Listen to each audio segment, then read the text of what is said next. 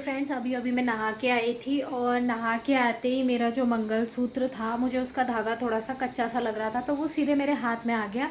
और पिछली बार मैंने सुनार के पास दिया था बनाने के लिए और उसके बाद मैंने खुद बनाया था। तो वो धागा लगभग 4 से 5 महीने आराम से टिक गया था, क्योंकि जब हम उसको धोते मतलब जब हम नहाते हैं उस टाइम पर जो साबुन का पानी होता है ना, तो उससे पूरा मंगलसूत्र ख़राब होने का डर रहता है। तो हमारे यहाँ पर जो सुनार होते हैं ना, वो मंगलसूत्र को फिर से जॉइन करने के काफ़ी पैसे लेते हैं, 200 या 250 तक तो वो रुपए लेते ही लेते हैं, सिर्फ़ और सिर्फ मंगलसूत्र को जोड़ने के। तो फिर मैंने क्या किया, खुद से ट्राई किया कि मैं खुद इसको जोड़ पाती हूँ या नहीं। तो ये देखिए कितना अच्छे से मैंने जोड़ा है, और इस बार मैंने इसको थोड़ा सा अलग डिफरेंट सा लुक दिया है। देखिए इसको इस बार ना मैंने थोड़ा सा हट के बनाया, मतलब जैसे पहले था ना मोती के बाद एक सोने का जो वो होता है गोल मोती, वो था। और इस बार मैंने सारे जो मोती हैं उनको सभी को एक साथ में बनाया, तो बहुत प्यारा लग रहा है। मुझे इस तरह का मंगलसूत्र बहुत अच्छा लगता है और आज मैंने अपने दिल की जो ख्वाहिश थी वो पूरी कर ली। मैं बहुत टाइम से सोच रही थी कि मैं करूँगी करूँगी, लेकिन जब आज मैं नहा के आई तो वो मंगलसूत्र जो मेरा था वो अपने आप ही मेरे हाथ में आ गया। फिर मैंने कहा ये अच्छा हुआ, मुझे तोड़ने की ज़रूरत नहीं पड़ी, वो अपने आप ही आ गया। तो उसके बाद मैंने अभी अभी बनाया है और बहुत ज़्यादा मुश्किल नहीं आई। पिछली बार जब मैंने बनाया था थोड़ी सी मुश्किल आई थी, क्योंकि पिछली बार मैं उतना अच्छे से ट्रेंड नहीं थी इस चीज़ के मामले में। थोड़ा बहुत मैंने किया, लेकिन इस बार मैंने बहुत ही पतली वाली सुई मंगाई हुई थी ताकि ये जो मोती है ये उसके अंदर चले जाए। तो ये देखिए कितना प्यारा इसका लुक आ रहा है, बहुत सुंदर लग रहा है। मुझे तो बहुत ही ज़्यादा अच्छा लग रहा है। आप लोगों को ये वाला डिज़ाइन कैसा लग रहा है मुझे ज़रूर बताइएगा। नहीं तो ये वाले मोती जो थे ना, ये यहाँ पे अलग अलग से थे, अलग अलग दिखते थे। तो मुझे एक पूरी मतलब पूरा ब्लैक मंगलसूत्र चाहिए था, क्योंकि मुझे काफ़ी अच्छे लगते हैं वैसे, और वैसा ही मैंने बना दिया। ये बहुत अच्छा हुआ कि अब मुझे खुद से मंगलसूत्र को जॉइन करना आ गया है। अब सुनार के पास देकर 250 रुपये खर्च करने की ज़रूरत नहीं पड़ेगी, क्योंकि हर महीने वो टूट जाता था। जब भी शादी के बाद से मैंने दिया था सुनार के पास, तो वो हर एक महीने में टूटने लगता था, क्योंकि जो सुनार होते हैं वो बहुत अच्छा वाला धागा यूज़ नहीं करते हैं इसको जॉइन करने के लिए। बहुत ही पतला सा कमज़ोर सा धागा रहता है, जो कि जब साबुन का पानी लगता है ना तो वैसे ही टूट जाता है। लेकिन मैं बहुत ही अच्छे से मैंने बहुत ही मज़बूत वाला धागा लगाया, और 2 से 3 डबल करके मतलब धागा लगाया ताकि वो निकले नहीं। तो डबल करके भी लगाओ ना तो 2-3 महीने बाद तो वो निकलता ही निकलता है। तो खैर कोई बात नहीं, मुझे अच्छा लग रहा है, मुझे आ गया। तो अब मैं अपनी मर्ज़ी से कोई सा भी इसको डिफरेंट डिज़ाइन दे सकती हूँ। चाहे तो मैं रेड कलर के, मेरे पास बीड्स पड़े हुए हैं जो ये वाले ब्लैक कलर में है ना, मेरे पास रेड कलर के भी पड़े हुए हैं, तो मैं उनको भी यूज़ करके रेड कलर का बनाऊँगी, काफ़ी अच्छा लगेगा। तो नाश्ता वगैरह बनाने के बाद मैं बेडरूम में आ गई थी, और मेरे बाल भी सूख चुके थे, तो इसलिए मैंने बाल हल्के फुल्के ऐसे ही बांध लिए थे। और सुबह सुबह बेडरूम की जो हालत होती है वो तो हम सभी लोग जानते ही हैं कि कैसा हमारा बेडरूम बिखरा होता है, उसको समेटने में कितना ज़्यादा टाइम लग जाता है। तो बेडशीट अभी मैं चेंज नहीं कर रही हूँ, क्योंकि ये वाली बेडशीट अभी बिल्कुल नई है और थोड़ा सा भी मतलब गंदी नहीं हुई है। अगर मुझे जब भी लगता है ना कि बेडशीट थोड़ा गंदी हो रही है या उसका रंग फीका सा हो रहा है, क्योंकि गंदगी का अपने आप पता चल जाता है, तो फिर मैं उसको हटा लेती हूँ। लेकिन ये बिल्कुल जैसी मैंने बिछाई थी वैसी की वैसी ही है। तो बस अभी मैं इसे सेट कर रही हूँ। तो बस उसके बाद मैं अपने किचन के काम में लग गई थी। मतलब किचन में जो काम रहते हैं वो सारे फिर स्टार्ट हो जाते हैं। 3 टाइम के काम जैसे बटे होते हैं ना, तो फिर दोपहर का टाइम स्टार्ट हो जाता है। अभी मैं बना रही हूँ यहाँ पर पुलाव। तो पुलाव बनाने के लिए आज मैं थोड़ा स्पेशल तरीका अपना रही हूँ, जैसा मेरी मम्मी अपनाया करती थी। तो होता ये था हमारे घर में पहले, मायके में मतलब, कि हम लोग वेजिटेबल्स के लिए बिल्कुल भी खुश नहीं होते थे। कोई सी भी सब्ज़ी होती थी ना, हम दोनों भाई बहन मुंह बना लेते थे कि हमें नहीं खाना है, बिल्कुल भी हमें पसंद ही नहीं होता था। लेकिन मम्मी कुछ अलग ही तरीके से, कुछ डिफरेंट तरीके से करके हमें किसी ना किसी तरह से खिला ही देती थी। तो उनका तरीका ये था, वो बहुत सारी वेजिटेबल्स एक साथ कट करके और पुलाव बना लेती थी बासमती चावल से। और बासमती चावल की खुशबू हमें इतनी ज़्यादा पसंद थी कि हम वो पुलाव मांग मांग के खाते थे, इतना ज़्यादा अच्छा लगता था।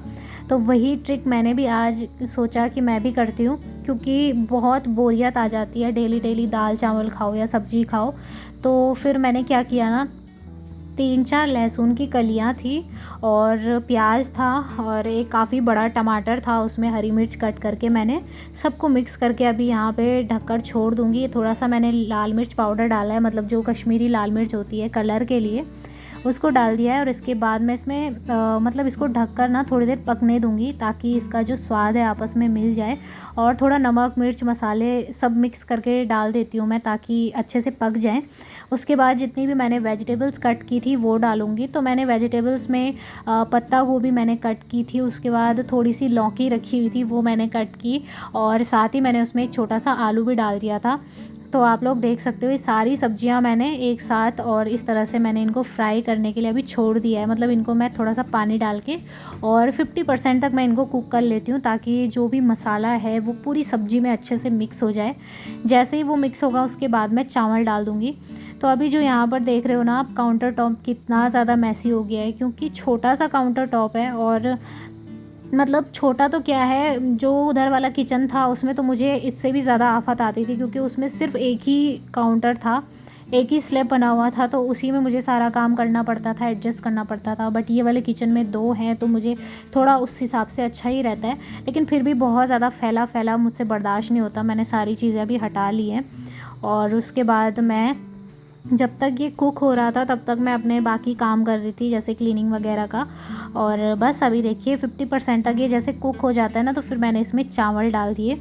और यकीन मानिए ये बहुत ज़्यादा टेस्टी बना था, इतना ज़्यादा अच्छा हो रहा था, खासकर दही के साथ तो ये बहुत अच्छा होता है। और उसमें काला नमक मिला के जैसे दही को खाओ ना तो वो और भी ज़्यादा फ़ायदेमंद आपकी हेल्थ के लिए भी होता है और खाने में उसका स्वाद भी बहुत अच्छा आता है। तो बस मैंने यहाँ पे 1.5 गिलास जितना पानी डाल दिया और मैं चेक कर रही थी कि पानी कम ना हो जाए, क्योंकि जब भी मैं पुलाव बनाती हूँ तो मुझे बहुत ज़्यादा कन्फ्यूजन हो जाता है पानी का कि कितना पानी डालना है। तो बस यहाँ पर देखिए मैंने कर दिया है कुकर का ढक्कन बंद और उसके बाद बाकी अपने कामों में लगी हुई हूँ। तो यहाँ पे काफ़ी सारी चीज़ें आप देख रहे होंगे, कप रखा हुआ है। सोच रही हूँ इसका कुछ करूँ, इसमें कोई चीज़ रखूँ, क्योंकि इस तरह के कप जो होता है ना मुझे बहुत ज़्यादा पसंद है। तो यहाँ पे मैं अब करने लगी हूँ सैलेड कट, क्योंकि मेरे हस्बैंड को बहुत ज़्यादा पसंद है सैलेड। वो कुछ ना कुछ सैलेड में लेते ही रहते हैं, मतलब या तो कच्चा प्याज हो वो भी चलेगा, हरी मिर्च हो तो वो भी चलेगा।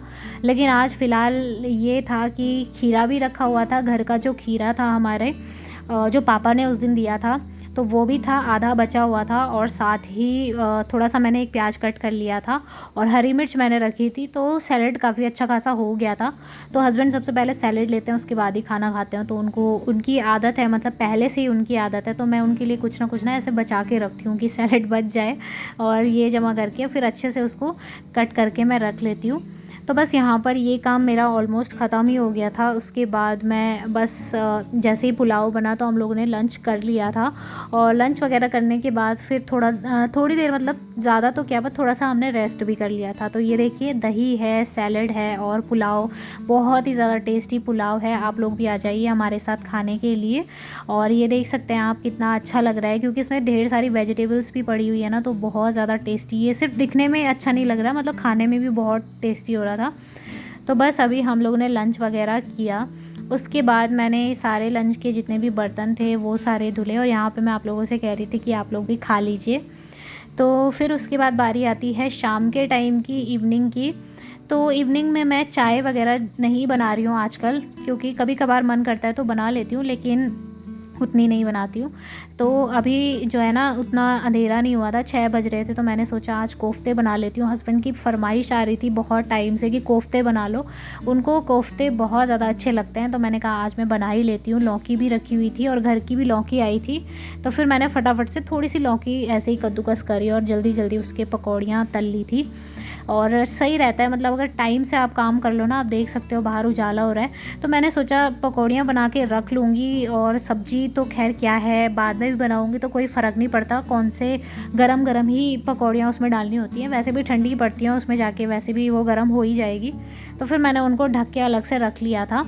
और यहाँ पर मैं अभी बना रही हूँ चुकंदर का जूस, जो बीट रूट होता है उसका जूस बना रही हूँ, क्योंकि आजकल हम लोग शाम के टाइम पे ज़्यादातर कोशिश यही करते हैं कि शाम के टाइम पे हम लोग बीट रूट का जूस पिएं, जो कि बहुत ज़्यादा हेल्दी होता है। इसमें अगर काला नमक मिला दो ना तो वो बहुत ज़्यादा टेस्टी हो जाता है, और चीनी वगैरह मिलाने की ज़रूरत नहीं है। काफ़ी सारे लोग स्टार्टिंग में जब पीते हैं तो उतना अच्छा नहीं लगता, बट धीरे धीरे आदत पड़ जाती है। और ये देखिए मैंने कोफ्ते में ढेर सारी हरी मिर्च डाली थी, तो 1-2 कोफ्ते तो मैं ऐसे ही खा लिए थे, मतलब पकौड़ी की तरह, क्योंकि मुझे लौकी के जो ये कोफ्ते होते हैं ना बहुत ज़्यादा अच्छे लगते हैं। मुझे आलू की पकौड़ी उतनी अच्छी नहीं लगती, बट जो लौकी की पकौड़ियाँ होती हैं ना वो ज़्यादा अच्छी लगती हैं। तो मैंने एक बड़े साइज़ का प्याज था, उसको मैंने मिक्सी में पीस लिया था। तो जब तक वो अच्छे से उसका पानी सूखा तब तक मैंने उसको फ्राई किया। उसके बाद मैंने इसमें टमाटर जो पीसा था वो डाल दिया, और साथ ही नमक मिर्च मसाले जो भी हमारे घर में हैं वो सब मैंने डाल दिए, और अच्छे से उसको पकने के लिए छोड़ दिया था। तो लगभग 20-25 मिनट तक हमें सिर्फ वही मसाला, जब हम अच्छे से पकाते हैं ना तो फिर तब जाकर कोफ्ते में अच्छा स्वाद आता है। अदरवाइज़ अगर हम कच्चे में ही डाल देना तो वो कच्चे प्याज की भी स्मेल आती है और टमाटर की भी स्मेल आती है। वो ऐसा लगता है जैसे कुछ अलग ही चीज़ बन गई हो। तो मैंने ये अभी सीखा है, मतलब बहुत पहले से जब मैंने खुद गलती की तब जाकर सीखा कि कैसे बनाते हैं।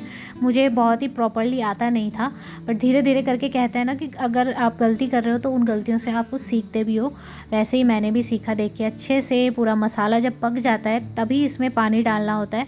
तो मैंने इसमें फिर 2 ग्लास पानी डाल दिया, क्योंकि कोफ्ते पानी को बहुत अच्छे से सोख कर लेते हैं। तो 2 ग्लास पानी डाला ताकि थोड़ा सा ग्रेवी भी बन जाए, और उसके बाद मैंने यहाँ पे कोफ्ते डाल दिए।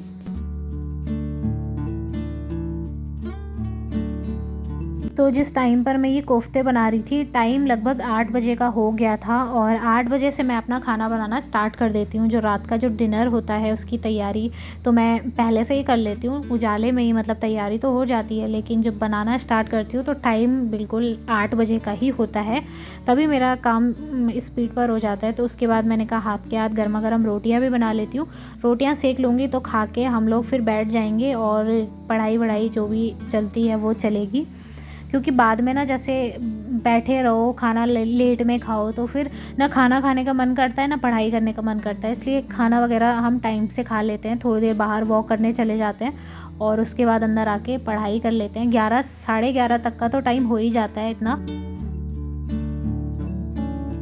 तो जिस टाइम तक मैं रोटियां सेक रही थी तब तक मेरे हस्बैंड दूध लेकर आ गए थे। और ये देखिए रात के टाइम में मैंने पूरा अच्छे से किचन को क्लीन कर दिया है, सब कुछ अच्छे से साफ़ कर दिया। और अभी मैं जाऊंगी किचन को बंद कर दूंगी, मतलब लाइट्स वगैरह ऑफ़ करके, और किचन का मैं दरवाज़ा बंद करके फिर चली जाऊंगी रूम में, क्योंकि मैंने दूध गर्म कर लिया था तो दूध लेके मैं चली गई थी। तो 9 बजे का टाइम हो रहा था। आज आधा घंटे पहले ही हमारा सारा काम निपट गया था। सो चलिए वीडियो को करूँगी मैं एंड। वीडियो पसंद आए तो वीडियो को लाइक और चैनल को सब्सक्राइब करिएगा। मिलेंगे फिर से एक और अच्छे नए वीडियो के साथ में, तब तक के लिए बाय बाय, टेक केयर।